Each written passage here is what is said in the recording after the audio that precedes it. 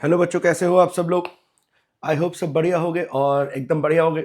और आप सभी बच्चों को बच्चों मेरी तरफ से हैप्पी न्यू ईयर। ये बैलून्स आपके लिए मैंने फुलाए हैं। Happy new year. आज बेसिकली 2 तारीख है, लेकिन कोई बात नहीं, कल भी हैप्पी न्यू ईयर था, आज भी हैप्पी न्यू ईयर है ना। चलिए, तो बच्चों इस हैप्पी न्यू ईयर के साथ मैं आप सभी को ये भी कहना चाहूँगा, ये साल हैप्पी न्यू ईयर बोलने से हैप्पी थोड़ी ना हो जाएगा, करना पड़ेगा हैप्पी, है ना। तो हैप्पी करने के लिए मेरा आप लोगों से एक निवेदन है, रिक्वेस्ट है कि प्लीज़ भाई सीए फाउंडेशन में पास हो जाओ। सीए फाउंडेशन में पास हो जाओगे तभी ये ईयर हैप्पी न्यू ईयर कहलाएगा, वरना ये ईयर भी एक ईयर ही बन के रह जाएगा, है ना। तो प्लीज़ हैप्पी न्यू ईयर कहलाने के लिए इसे हैप्पी बनाना भी पड़ेगा। आओ बच्चों, इसे हैप्पी बनाने के लिए हम पूरी कोशिश करेंगे। पार्टनरशिप एक्ट आप लोगों से मैंने पूछा था, आप लोगों ने बोला पार्टनरशिप एक्ट करवाइए। ठीक है, पार्टनरशिप एक्ट करते हैं। पार्टनरशिप एक्ट की 3 यूनिट है। यूनिट 2 में थोड़ा टाइम लग जाएगा, लेकिन फर्स्ट और 3 में बहुत ज़्यादा टाइम लगने वाला नहीं है। इसके अलावा बहुत सारे बच्चे मुझे कह रहे हैं इंपॉर्टेंट टॉपिक बताने के लिए, तो बेटा मैं उसके लिए भी काम रेडी हो चुका है। उसकी भी मैं आपको 4-5 दिनों के अंदर कंटेंट दे दूंगा। और आपके लिए सबसे अच्छी बात क्या है, पेपर से पहले आपके पास इतना टाइम है कि सब कुछ आप फिर से रिवाइज कर पाओगे, है ना। चलो अभी हम ये पढ़ते हैं। यूनिट 1 पार्टनरशिप एक्ट की यूनिट 1 है बेटा, बहुत ईजी है, बहुत ही ज़्यादा ईजी है। क्या लिखा हुआ है, आओ शुरू करते हैं बिना टाइम वेस्ट किए हुए। यूनिट का नाम है general nature of partnership. Okay sir, इससे सवाल नहीं बनेगा। Meaning of partnership and partners, partnership क्या होती है और पार्टनर्स क्या होते हैं, उसकी मीनिंग बता रखी है। तो आओ एक बार देख लेते हैं।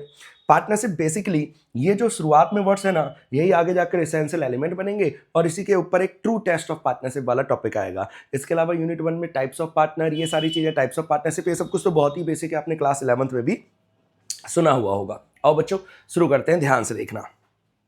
लिखता है partnership is the relation. Partnership relation होता है उन लोगों के बीच में जिन्होंने एग्रीड करा है टू शेयर, जिन्होंने शेयर करने का एग्रीमेंट करा है प्रॉफिट को या फिर लॉस को, जो एक बिजनेस के द्वारा होगा। प्रॉफिट जो भी होगा वो किसके द्वारा होगा, बिजनेस के द्वारा। और वो बिजनेस कौन करेगा, या तो ऑल पार्टनर्स करेंगे या any of them acting for all करेंगे, या एक बंदा बाकियों के लिए काम करेगा या सारे पार्टनर्स ही काम कर लेंगे। अगर सारे या कुछ मिलकर कोई बिजनेस करते हैं और प्रॉफिट को शेयर करने का एग्रीमेंट करते हैं, उस रिलेशन को हम बोलते हैं पार्टनरशिप। और इस बड़ी वाली लाइन को बेटा हमने शॉर्ट में एक नाम दिया हुआ था। नाम बताओ क्या होने वाला है, नाम होने वाला है इसका म्यूचुअल एजेंसी। ठीक है सर, आगे फिर पार्टनर्स कौन होते हैं बेटा, वो लोग जो पार्टनरशिप में एंटर होते हैं उन्हें कहते हैं पार्टनर्स। और उन पूरे पार्टनर्स को मिलाकर, कलेक्टिवली मिलाकर बोला जाता है फर्म। और जिस नाम से वो काम करते हैं उसे बोलते हैं फर्म नेम। बोलो सर, क्लियर है। हाँ, पार्टनरशिप क्या होती है, पार्टनर्स क्या होते हैं और फर्म क्या होती है। फिर एलिमेंट्स ऑफ पार्टनरशिप, बेटा इसके अंदर 5 ही पॉइंट है, पांचों इंपॉर्टेंट है। आओ शुरू करते हैं। पहला लिखा हुआ है एसोसिएशन ऑफ 2 और मोर पर्सन, 2 या 2 से अधिक व्यक्तियों का होना जरूरी है। एक बंदा खुद के साथ पार्टनरशिप नहीं कर सकता। इसके अलावा सिर्फ वही लोग जो लॉ की नजरों में है, सिर्फ वही एग्जिस्टेंस रखते हैं, सिर्फ वही लोग पार्टनरशिप में एग्रीमेंट कर सकते हैं, अदरवाइज नहीं कर सकते। आओ एक बार इसे पढ़ लेते हैं। पार्टनरशिप इज एसोसिएशन, एसोसिएशन का मतलब होता है बेटा मिलना, 2 या 2 से अधिक लोगों का, 2 या 2 से अधिक लोगों का मिलने को पार्टनरशिप कहते हैं। अगेन ओनली वही लोग जो लॉ के द्वारा रिकॉग्नाइज हैं, बस वही लोग एग्रीमेंट का पार्ट बन सकते हैं। देयरफॉर अ फर्म, भाई फर्म, पार्टनरशिप फर्म कहीं लॉ में रजिस्टर्ड नहीं होती, कंपलसरी नहीं है। Since it is not a person recognise in the eyes of law, partnership firm law की नजरों में अलग नहीं होती। देयरफॉर वो किसी पार्टनर के तौर पे कहीं एडमिट नहीं हो सकती। पार्टनरशिप फर्म लॉ में रिकॉग्नाइज नहीं होती क्योंकि जैसे कंपनी में बेटा आपने पढ़ा है कंपनी अलग है और उसके मेंबर्स अलग हैं, तो कंपनी की अलग पहचान है ना, लेकिन पार्टनरशिप फर्म की अलग कोई पहचान नहीं होती, इसलिए वो पार्टनरशिप में एंटर नहीं हो सकती, वो पार्टनर नहीं बन सकती। Again a minor can not be a partner, ये वाली बात बेटा आपको अच्छे से पता होगी। माइनर पार्टनरशिप में एंटर नहीं हो सकता, लेकिन with the consent of all partner, पहली condition, and for the benefits of minor, दूसरी कंडीशन। ये दोनों कंडीशन सेटिस्फाई हो गई तो माइनर एडमिट हो सकता है। और इसके अलावा मैक्सिमम कितने बंदे होने चाहिए, इसके लिए कंपनीज एक्ट कहता है, कंपनीज एक्ट 2013 कहता है कि मैक्सिमम 50 लोग पार्टनरशिप में एंटर्ड होने चाहिए। बोलो बच्चों, डन है। पहले एसेंशियल एलिमेंट आपको बहुत इजी लगा होगा, यस सर, और मैंने लगभग सारी बातें बोल भी दी है। दूसरा लिखा हुआ है एग्रीमेंट, लिखा हुआ है एग्रीमेंट होना चाहिए। इट में B observe that partnership is the result of an agreement, 2 या 2 से अधिक व्यक्तियों में एग्रीमेंट होना चाहिए। There must be an agreement entered into by all, सारे लोगों के द्वारा एग्रीमेंट होना चाहिए। This elements relate to voluntary contractual. Voluntary contractual का मतलब हुआ आप अपनी मर्जी से पार्टनरशिप में आए, कोई आपको जबरदस्ती घसीट के लाया नहीं है। थस इसलिए हम कहते हैं पार्टनरशिप वॉलंटरी और कॉन्ट्रेक्चुअल नेचर की होती है। सवाल पूछ सकता है पार्टनरशिप वॉलंटरी और कॉन्ट्रेक्चुअल नेचर की क्यों होती है? क्योंकि भाई यहाँ पे सारे पार्टनर्स अपनी इच्छा से, अपनी स्वयं इच्छा से पार्टनरशिप का पार्ट बनते हैं एग्रीमेंट के द्वारा, ठीक है ना। मेन पॉइंट है इसका क्या? एग्रीमेंट, ठीक है। फिर आगे बता रहा है एग्रीमेंट क्या होता है। एग्रीमेंट बेटा हमने पूरी कॉन्ट्रैक्ट एक्ट पढ़ रखा है। एग्रीमेंट एक्सप्रेस हो सकता है, इंप्लाइड हो सकता है, ये सारी चीजें एग्रीमेंट हो सकती है, रिटर्न भी हो सकता है और ओरल भी हो सकता है। लेकिन झगड़ों से बचने के लिए, मिसअंडरस्टैंडिंग से बचने के लिए ज्यादा बढ़िया कौन सा?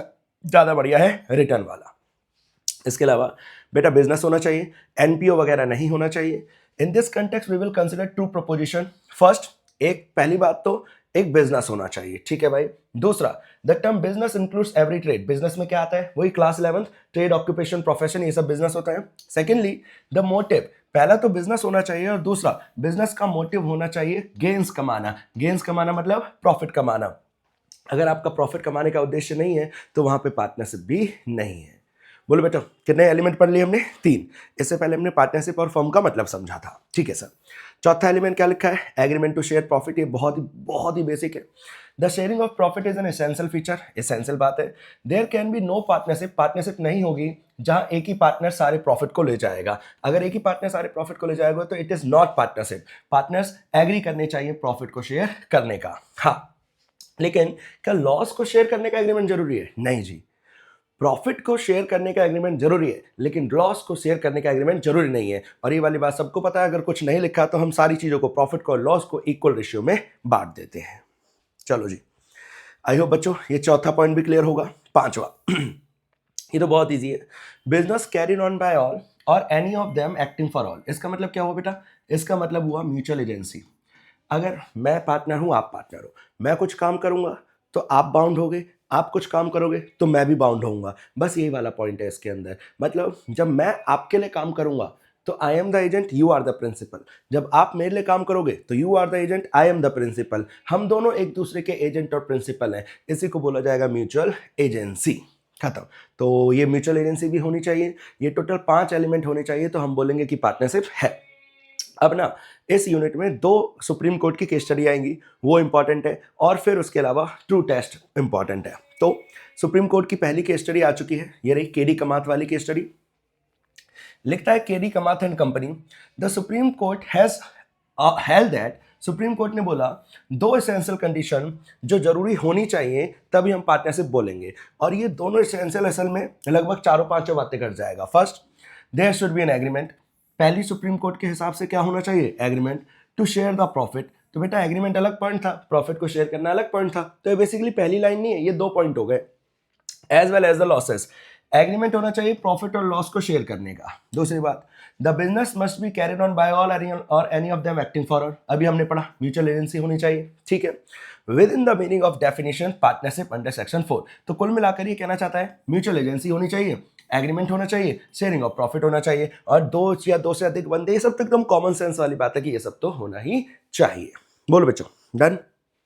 Yes sir. तो केडी कमात की केस स्टडी बहुत ईजी थी। The fact that exclusive power and control by agreement of the party is vested in one partner, or the further circumstances that only one partner can operate the bank accounts or borrow on behalf of the firm, are not destructive of the theory of partnership, provided the 2 essential condition। कह रहा है सिर्फ एक ही partner bank के सारे accounts को संभालता है, उसी को सबने सारे काम सौंप रखे हैं, तो आप बोलोगे कि पार्टनरशिप नहीं है? नहीं, ऐसा नहीं है। आज भी वहां पे पार्टनरशिप मानी जाएगी। अगर ऊपर वाले दोनों पॉइंट पाए जा रहे हैं तो आप कंक्लूड कर सकते हो कि पार्टनरशिप है। बस यही पढ़ा है अभी तक। 5 एसेंशियल एलिमेंट पढ़े, उसके बाद केडी कमात जी की केस स्टडी पढ़ी, और अब हम पढ़ने जा रहे हैं आगे। आओ देखना क्या लिखा हुआ है। टू टेस्ट ऑफ पार्टनरशिप बेटा बहुत ईजी है। 3 पॉइंट जो आपने अभी पढ़े वो है। इसमें सेकंड पॉइंट सबसे ज्यादा इंपॉर्टेंट है। आओ एक बार फिर से पढ़ते हैं। टू टेस्ट पार्टनरशिप में 3 चीजें होनी चाहिए। सबसे पहला agreement. Partnership is created by agreement. Agreement होना चाहिए। ये स्टेटस से नहीं होता। जैसे मैं आपको स्टेटस का एक एग्जांपल बोलता हूं बेटा, HUF, हिंदू अनडिवाइडेड फैमिली। वहां ना जैसे ही कोई जन्म लेता है वैसे ही वो HUF का पार्ट बन जाता है। बाय स्टेटस वो पार्ट बन जाता है। लेकिन यहाँ पे पार्टनरशिप में ऐसा कुछ नहीं है। बाय स्टेटस कोई बंदा पार्टनर नहीं बनता, ये बनाया जाता है, एग्रीमेंट होता है, ठीक है। The relation of partnership arises from contractual, वही बेटा अभी पढ़ा था आपने, वॉलंटरी कॉन्ट्रेक्चुअल नेचर का होता है, and not from status. And in particular, the member of a HUF carrying on a family business, ये क्लियर कर रहा है जो HUF होती है, हिंदू अनडिवाइडेड फैमिली या फिर बुद्धिस्ट बर्मिस हस्बैंड वाइफ, ये लोग बेशक बिजनेस तो कर रहे हैं लेकिन फिर भी ये पार्टनर्स नहीं और ना पार्टनरशिप है। तो HUF Burma Burman Buddhist husband wife, ये लोग भी कर रहे हैं बिजनेस, प्रॉफिट भी शेयर कर रहे हैं, लेकिन ये लोग फिर भी, ये क्योंकि स्टेटस की वजह से बिजनेस साथ में कर रहे हैं, ये लोगों ने एग्रीमेंट नहीं करा, इस वजह से ये पार्टनरशिप नहीं है। बोलो डन। पार्टनरशिप में वॉलंटरी कॉन्ट्रेक्चुअल नेचर होना चाहिए, इसी वजह से स्टेटस वाले दो एग्जांपल पढ़ लिए, एक HUF, दूसरा बर्मन बर्मिस हस्बैंड वाइफ, ये दोनों पार्टनरशिप नहीं है, पार्टनर नहीं है। आगे लिखते हैं बच्चों, सेकंड शेयरिंग ऑफ प्रॉफिट, ये हमने पहले भी पढ़ा था, प्रॉफिट का शेयर होना जरूरी है। द शेयरिंग ऑफ प्रॉफिट और gross return arising from the, जो भी हम बिजनेस कर रहे हैं उससे जो भी आ रहा है उसे हम शेयर करेंगे, लेकिन सिर्फ शेयरिंग हो जाना इनफ नहीं है। The receive by a person of share of profits of A business, सिर्फ मेरे को पैसा मिला है किसी पार्टनरशिप फर्म से तो क्या मैं उसका पार्टनर बन जाऊंगा? नहीं। अब हम कुछ पॉइंट पढ़ेंगे जहां पे बेसिकली शेयरिंग तो हो रही होगी लेकिन फिर भी पार्टनरशिप नहीं होगी। पहला, बाय अ लेंडर, शेयरिंग हुआ है किसी लेंडर को मनी का, टू पर्सन इंगेज और about to engage in any business, हमने किसी लेंडर से पैसा लिया था तो उसे वापस दे रहे हैं, तो बेटा प्रॉफिट में से ही तो देंगे, तो क्या वो हमारा पार्टनर बन जाएगा? नहीं। दूसरा, बाय अ सर्वेंट और एजेंट एज रेम्युनरेशन, हमारी पार्टनरशिप फर्म ने जो भी पैसा कमाया उसमें से, उसी में से तो कमीशन पे करेंगे, उसी में से तो अपने एजेंटों की पेमेंट करेंगे, अपने अलग अलग बंदों की पेमेंट करेंगे, तो क्या वो सारे मेरे पार्टनर बन जाएंगे? नहीं। रेम्युनरेशन एजेंट्स को पे करना, जो लैंडर होते हैं उनको पेमेंट करना, ये सारे पेमेंट तो हो रही है, प्रॉफिट की शेयरिंग तो हो रही है, लेकिन still they are not partners. तीसरा, बाय विडो और चाइल्ड को, जो पार्टनर डिसीज हो चुका है, मर गया है, उसे एन्युटी की तरह, सालाना भुगतान की तरह हम उसके पार्टनर, उसकी विडोज को या उसके बच्चों को हम पेमेंट कर रहे हैं, तो क्या वो विडो और वो बच्चे हमारे पार्टनर बन जाएंगे? नहीं जी नहीं। चौथा, बाय प्रीवियस ओनर और part owner of the business, कोई पार्टनर छोड़ के चला गया तो उसे हमने कोई शेयर दिया, भाई जाहिर सी बात है ना, कोई जा रहा है अपना रिश्ते नाते तोड़ के जा रहा है तो हम उसे पैसा देंगे, उसका जितना भी हिस्सा बनता था, तो वो पैसा भी तो हम पार्टनरशिप से दे रहे हैं, तो क्या वो फिर से पार्टनर कहलाएगा? नहीं, वो तो जाने का पैसा दे रहे हैं, हम उसे प्रॉफिट शेयरिंग तो कर रहे हैं लेकिन स्टिल वो पार्टनर नहीं है। तो बेटा ये 3-4 सिनेरियो में sharing is there, yes sharing is there, sharing हो रही है लेकिन still there is no partnership. Done? Yes sir. इसके नीचे बेटा वही चीज फिर से लिखी हुई है। चौथा पॉइंट, तीसरा पॉइंट देखना इसमें ना पता है क्या लिखा हुआ है, इस वाले पैराग्राफ को मैं एक बार बता देता हूं, ये वाला पैराग्राफ पढ़ा देता हूं, ये सेकंड पॉइंट का ही पार्ट है, 2 पैराग्राफ देखना। The task become difficult when either there is no specific agreement, काम मुश्किल जब हो जाता है जब एग्रीमेंट नहीं होता, या फिर एग्रीमेंट ऐसा होता है कि जो साफ साफ नहीं बताता कि पार्टनरशिप है या नहीं। In such case testing the existence of otherwise, ऐसे केस में हमारे को ट्रू टेस्ट लगाना पड़ता है। According to section 6, regard must be had to the real intention, basically बेटा हमारे को रियल रिलेशन, रियल इंटेंशन देखना है पार्टियों के बीच में, सारे फैक्ट्स को मिलाकर एक साथ। The rule is easily stated, अब रिलेशन देखना है, कहना तो आसान है लेकिन करना, चेक करना बड़ा मुश्किल है। But this application is difficult, cumulative effect of all the relevant fact, हमारे को सारे फैक्ट को एक साथ देखना है, लाइक रिटर्न था या वर्बल था, रियल इंटेंशन क्या थी, पार्टियों का कंडक्ट क्या था, बाकी हालात क्या थे, ये सारी चीजें अलग अलग मिलाकर देखोगे, then you will be able to decide कि पार्टनरशिप है या फिर नहीं है। भाई 2 ट्रू टेस्ट हमारे खत्म हो गए हैं, दोनों ही इंपॉर्टेंट थे, सेकंड वाला ज्यादा इंपॉर्टेंट था, शेयरिंग ऑफ प्रॉफिट, लेकिन इट डज नॉट मीन पहला और तीसरा इंपॉर्टेंट नहीं है, पहला तीसरा भी इंपॉर्टेंट है लेकिन बहुत ईजी है। एजेंसी अभी पढ़ा था बेटा, बस वहां पे पूरी लाइन लिखी हुई थी, यहाँ पे सिर्फ एजेंसी लिख दिया, म्यूचुअल एजेंसी है ना, आप लिख सकते हो हेडिंग में, लिखा हुआ अंदर लिखा भी हुआ है, देखो existence of mutual agency which is the cardinal, ये मुख्य प्रिंसिपल है, मेन प्रिंसिपल है पार्टनरशिप लॉ का, इज वेरी मच हेल्पफुल। आप इस कंक्लूजन तक पहुंचने के लिए कि पार्टनरशिप है या नहीं, आप म्यूचुअल एजेंसी देखना, अगर एक पार्टनर दूसरे पार्टनर से बाउंड हो रहा है और दूसरा पार्टनर पहले पार्टनर से बाउंड हो रहा है तो yes there is a partnership, इस चीज को देखना और आपको पता चल जाएगा पार्टनरशिप है या फिर नहीं है। तो बेटा 3 चीजें देखनी है पार्टनरशिप को डिसाइड करने के लिए, ये ट्रू टेस्ट माना जाता है कि भाई आप ये 3 चीजें देखो, अगर आपको नजर आई तो आप बोलना पार्टनरशिप है, अदरवाइज पार्टनरशिप नहीं है। Mode of determination of partnership, partnership है या नहीं इसे डिसाइड करने के कितने पॉइंट पड़े हमने? 3। इसको मेन हेडिंग क्या दी जाती है? True test of partnership. चलिए ये भी क्लियर होगा जी सर। फिर इसके बाद ये हो गया ये वाली बात। एक और सुप्रीम कोर्ट की केस स्टडी, शांति रंजन दास वर्सेस दसरायन मुजरमल। आओ पढ़ते हैं क्या था इसके अंदर। सुप्रीम कोर्ट ने ये वाले पॉइंट देखे और ये डिसाइड करा कि पार्टनरशिप नहीं है। केडी कमात में उन्होंने 2 पॉइंट देखे थे और ये डिसाइड करा था पार्टनरशिप है। यहाँ पे ये 4 पॉइंट देखे और ये डिसाइड करा कि पार्टनरशिप नहीं है। कौन कौन से 4 पॉइंट देखे सुप्रीम कोर्ट ने? आओ देखते हैं ध्यान से। Parties have not retained any records of terms and condition of partnership. पार्टियों ने पार्टनरशिप के कोई टर्म्स एंड कंडीशन के कोई रिकॉर्ड मेंटेन नहीं करे, तो क्या बात की पार्टनरशिप? दूसरा, partnership business has maintain no accounts, उन्होंने अपने खुद के कोई अकाउंट्स नहीं बनाए थे, which would be open to inspection by both the party. कोई बुक्स ऑफ अकाउंट्स वगैरह नहीं बने हुए, तो नहीं बने हुए मतलब पार्टनरशिप नहीं थी। पहला, उनकी कोई टर्म्स एंड कंडीशन का रिकॉर्ड नहीं है। दूसरा, उनके बुक्स ऑफ अकाउंट्स के भी कोई रिकॉर्ड नहीं है। तीसरा, no account of partnership was open with any bank. भाई पार्टनरशिप का किसी बैंक के साथ कोई बैंक अकाउंट भी नहीं ओपन किया गया। बेटा यहाँ पे अकाउंट का मतलब है बैंक अकाउंट, यहाँ पे अकाउंट का मतलब है बुक्स ऑफ अकाउंट। तो ना बैंक अकाउंट खुला था, ना बुक्स ऑफ अकाउंट, ना प्रॉफिट एंड लॉस, ना बैलेंस शीट, कुछ नजर नहीं आ रहा। तो काय बात की तुम्हारी पार्टनरशिप? और चौथा, हमने कोई रिटर्न, हमने मतलब पार्टियों ने डिप्टी डायरेक्टर, जो भी डिप्टी डायरेक्टर है पार्टनरशिप लॉ का होता होगा कोई पोजीशन, आप डिप्टी डायरेक्टर ध्यान रखना, हमने उन लोगों को बताया नहीं। तो नहीं बताया, इट मीन्स पार्टनरशिप नहीं है। तो सुप्रीम कोर्ट ने ये 4 बातें देखी एंड उसने ये डिसाइड करा कि ये हेल्ड करा कि भैया ये 4 चीज़ें नहीं पाई गई ना, इट मीन्स आपके यहाँ पार्टनरशिप नहीं है। वहाँ पे केडी कमात में 2 बातें देखकर ये बोला था पार्टनरशिप है, यहाँ पे 4 बातें नहीं देखकर ये बोला पार्टनरशिप नहीं है। इससे पहले वहाँ पे 5 एसेंशियल एलिमेंट पढ़े और यहाँ पे 3 ट्रू टेस्ट ऑफ पार्टनरशिप पढ़ी। ये पढ़ा है अभी तक आपने। बोलो बच्चों, कोई दुख, कोई दर्द, कोई दुख दर्द है तो बताओ। यहाँ तक वैसे क्लियर होना चाहिए। अब तो बेटा क्लास 11th है, यहाँ तक मेन टॉपिक था। ये कितनी देर है? 17 मिनट। यहाँ तक का मेन टॉपिक था, इसके बाद तो एकदम ही आसान है, मतलब इतना आसान कि मैं क्या बोलूँ। काइंड्स ऑफ पार्टनरशिप बेटा बहुत ईजी है। पार्टनरशिप एट विल, पेपर में ये मत समझना भाई इजी बोल रहा हूँ तो पेपर में नहीं आएगा, पेपर में आते हैं ये सारे topic. Partnership at will, types of kinds of partnership.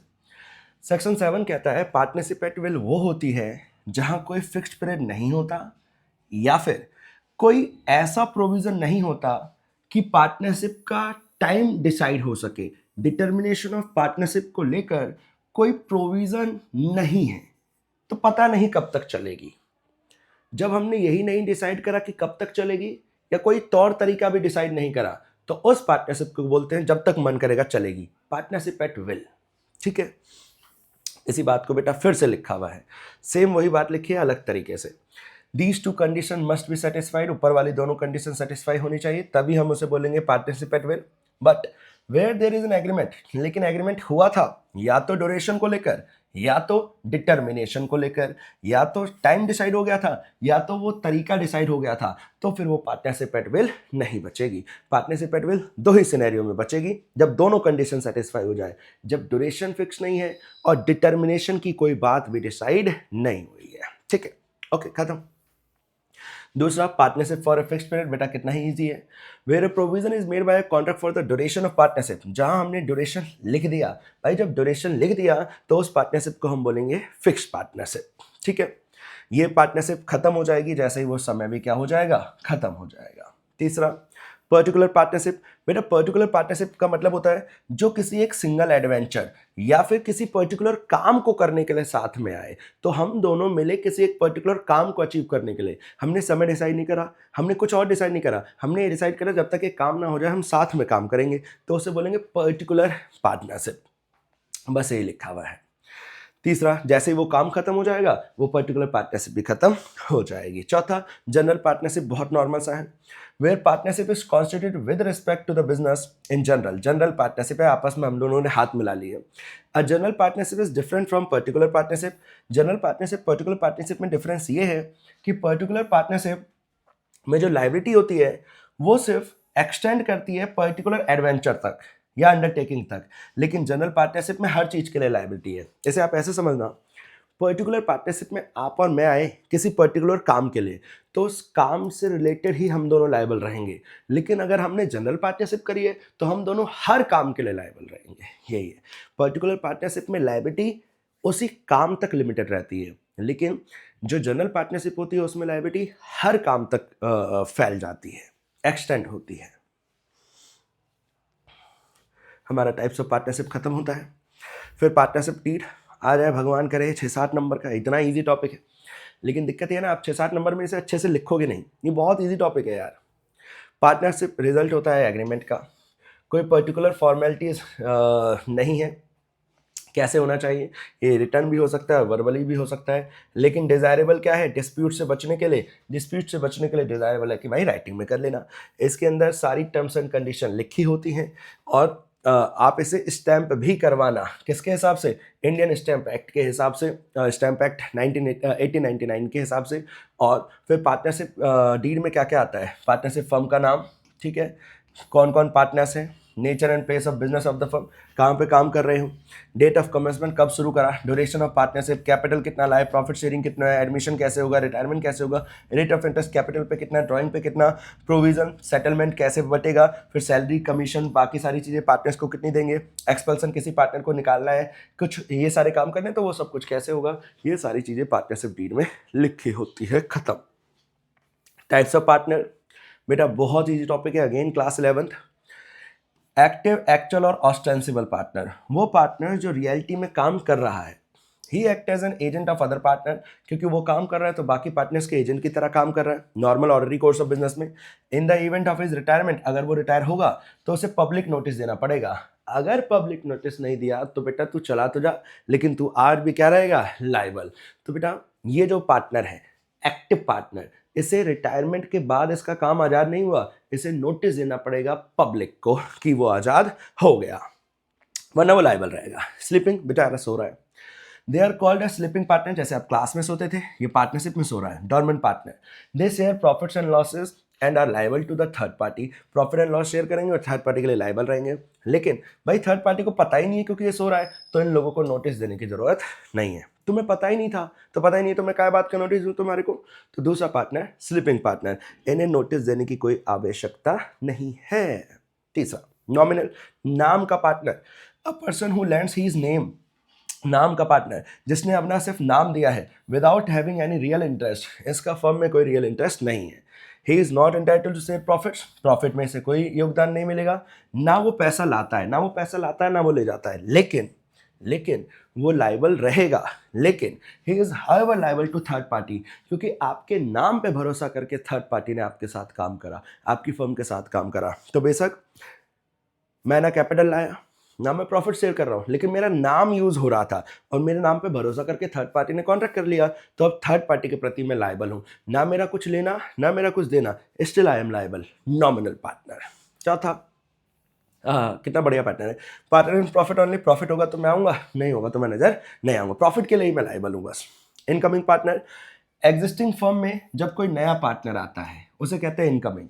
4 लोग मिलकर पार्टनरशिप बना रहे, वो इनकमिंग नहीं है, पहले से चली आ रही है उसमें कोई आ रहा है। दूसरा आउटगोइंग, पहले से चली आ रही थी अब एक बंदा जा रहा है और पुरानी वाली चल रही है। ध्यान रखना, आउटगोइंग में 4 पार्टनर थे, चारों ही चले गए तो बेटा वो तो डिसॉल्यूशन हो गया ना। चारों पार्टनर्स में से एक जा रहा है, बाकी 3 आज भी बिजनेस चला रहे हैं, उस पार्टनर को बोलेंगे आउटगोइंग पार्टनर, जो जा रहा है लेकिन बाकी फर्म चल रही है। इसके अलावा बहुत ईजी है, पार्टनर बाय होल्डिंग आउट, बचपन से सुन रहे हो, partner by estoppel, partner by holding out, ये लास्ट ही टॉपिक होना चाहिए। हाँ, पार्टनर बाय एस्टॉपल और पार्टनर बाय होल्डिंग आउट, इसके अंदर क्या होता है, इसके अंदर मैं आपको पढ़ा देता हूँ। मैंने थर्ड पार्टी को दिखाया कि ये मेरा पार्टनर है, या इसने थर्ड पार्टी को दिखाया कि मैं इसका पार्टनर हूँ। मतलब असल में सामने वाला इंसान पार्टनर नहीं है, लेकिन मैं दुनिया को दिखा रहा हूँ ये मेरा पार्टनर है, या फिर वो दुनिया को दिखा रहा है कि मैं इनका पार्टनर हूँ। तो इट मीन्स हम दोनों पार्टी स्वीकार कर रहे हैं कि ये दोनों आपस में पार्टनर है, तो थर्ड पार्टी के लिए वो पार्टनर कहलाएंगे। रियलिटी में हम पार्टनर नहीं है। लिखा हुआ है partner by holding out is also known as partnership by estoppel, where a man holds himself, जहां एक इंसान खुद को दिखा रहा है पार्टनर की तरह, या फिर दूसरों को अलाउ कर रहा है, कि उसे दिखा दो पार्टनरशिप की तरह, तो बाद में जाकर पार्टनर की तरह, तो बाद में जाकर तुम इस बात को डिनाई नहीं कर सकते, तुमने जो रूप ओढ़ा तुम उसी रूप में दुनिया के सामने माने जाओगे, तुम पार्टनर माने जाओगे, रियलिटी में तुम पार्टनर नहीं हो। इसे बोलते हैं पार्टनर बाय होल्डिंग आउट या पार्टनर बाय एस्टॉपल। क्या ये लोग लायबल रहेंगे? जाहिर सी बात है 100% लायबल रहेंगे। अगर लायबल ही नहीं ठहराना होता तो पार्टनर क्यों बनाते ना। तो बेटा ये यूनिट 1 बहुत इजी यूनिट थी। क्या था इसके अंदर? शुरुआत में वो आता है, क्या कहते हैं, पार्टनरशिप, पार्टनर क्या होते हैं, फिर उसके बाद 5 एसेंशियल एलिमेंट आते हैं, केडी कामत जी की केस स्टडी आती है, फिर ट्रू टेस्ट के 3 पॉइंट आते हैं, सेक्शन 6 इंपॉर्टेंट था, फिर उसके बाद शांति रंजन दास की केस स्टडी आती है, फिर उसके बाद टाइप्स ऑफ पार्टनरशिप आती है, टाइप्स ऑफ पार्टनरशिप में 4 तरीके की पार्टनरशिप पढ़े, फिर पार्टनरशिप डीड आती है, फिर टाइप्स ऑफ पार्टनर आते हैं और टॉपिक खत्म हो जाता है।